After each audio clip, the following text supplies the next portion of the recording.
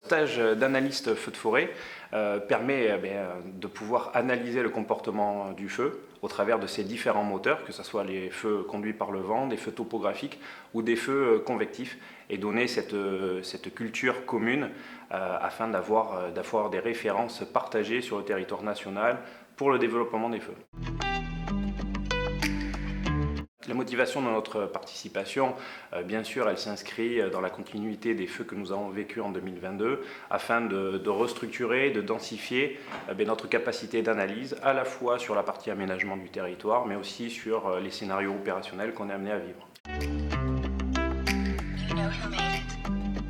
Alors cette culture de l'anticipation, elle existe au travers le monde et en Europe, et elle vient aujourd'hui s'inscrire au travers de cette formation sur le territoire national avec des acteurs de choix, qui soient sapeurs-pompiers, mais aussi ONF, DFCI, et tous ces acteurs qui contribuent à la prévention et la lutte contre les feux de forêt. Alors c'est une formation de 2 semaines qui nous apporte, comme je vous l'ai dit, la capacité d'analyser les feux et surtout leur comportement libre sans y avoir mis des moyens de lutte ou une quelconque attaque. Donc anticiper,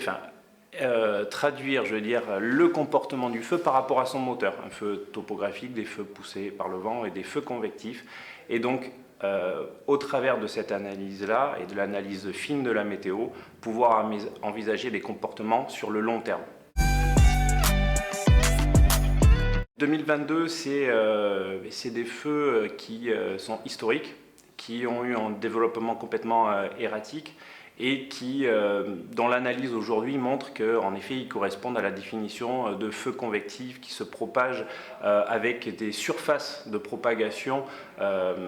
historiques et qui nous demandent de nous réinventer à la fois dans leur analyse, mais aussi dans les choix tactiques qui sont faits derrière. Mais venir à Valable quand on vient de Gironde, c'est aussi revenir sur